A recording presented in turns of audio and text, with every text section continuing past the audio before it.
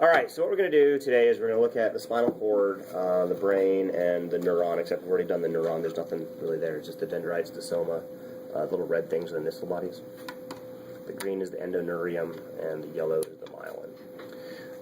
We'll look at the slides once we're done with all of this, and that won't take very long at all. There's 2 slides, 1 slide. Anyway, not much. Regardless, let's go on. Let's look at the spinal cord. That's right back. Would you put this over there on the table? Thank you. All right.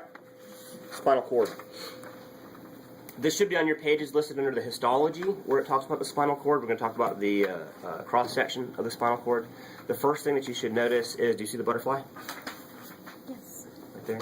At the center of the butterfly is called the central canal. The butterfly itself is gray matter. When we talked about this in lecture, we said that the white matter on the brain is on the inside and the gray is on the outside. And I said, well, with the brain stem, that was the pons and the medulla and the midbrain, we said in the brain stem it's actually reversed. The gray is on the inside and the white's on the outside, and here we can see that. This is the gray, and that's the white.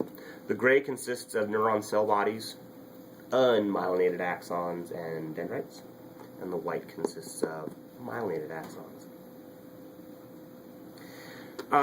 We've got a couple other structures that we can see here. This is the anterior median fissure. Remember that a fissure is a deep groove. Do you see the white sheet that goes around? Look what happens to that white sheet right here in the front. See how it dips in? Okay. So this is the anterior median fissure. We have a posterior median sulcus. The sulcus is a shallow groove, right? So see how this one, it doesn't dip in like it dips in. Anterior median fissure, posterior median sulcus. Now we know front from back. Anterior, posterior. So this is my front. This is the anterior median fissure. So these are my ventral horns of gray, sometimes called anterior horns of gray. Right here. The part of the butterfly wings that's on the front side are called the anterior horns of gray, or ventral horns of gray, either. Because remember, anterior and ventral point to the same side. These, therefore, are the posterior horns of gray. Parts of the wings that are on the dorsal side. Posterior median sulcus. These are the posterior or dorsal horns of gray. Don't try to use the size of the wings to determine anterior and posterior. Find that anterior median sulcus, and then you know. Because it depends on where you cut the spinal cord as to whether the front side is larger or the back side is larger. If you go, oh, well, the front side's larger, that means the front side, the large side has to be the front side. Well, that's fine for this cross-section. Other cross-sections, it's different.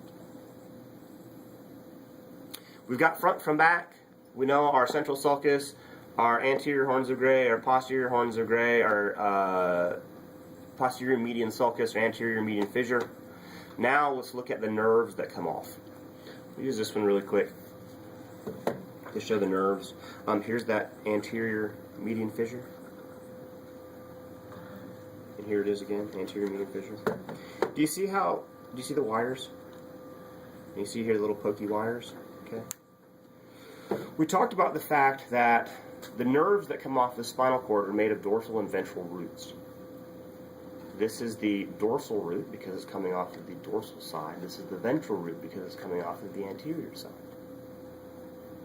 You can see it here on this model. It's just a little bit harder. That's why I wanted to show you here first, because you can clearly see these wires. The 2 roots come together to make that spinal nerve that we've already looked at and talked about. An individual wire that makes up a piece of a root is called a rootlet. So if this is the dorsal root, then this one wire coming off is a dorsal rootlet. Root, L-E-T, rootlet. If we look at this model now, do you see the wires? Do you see the rootlets? Can you see them? Here? Those are the roots. Now let's follow the root. If we follow this dorsal root, do you see how it goes to this big bulb right here?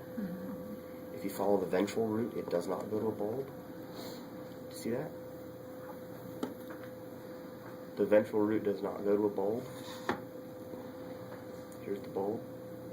No bulb. That bulb on the dorsal root is called the dorsal root ganglion. What is a ganglion? We've already talked about it. A group Of? of No. Neuron cell bodies. It is a clump or a cluster, a wad, of neuron cell bodies outside of the central nervous system. Notice how it's outside the central nervous system, because if it were within the central nervous system, it'd be inside the spinal cord, and it's outside. Dorsal root ganglion. Collection of neuron cell bodies outside of the central nervous system. Every single dorsal root has a ganglion. The ventral root does not have a ganglion. Somebody check the spinal cord under histology. Did I skip anything?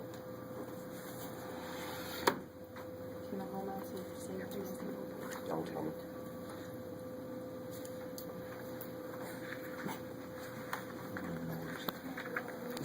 Are we good for that? Questions before we go on?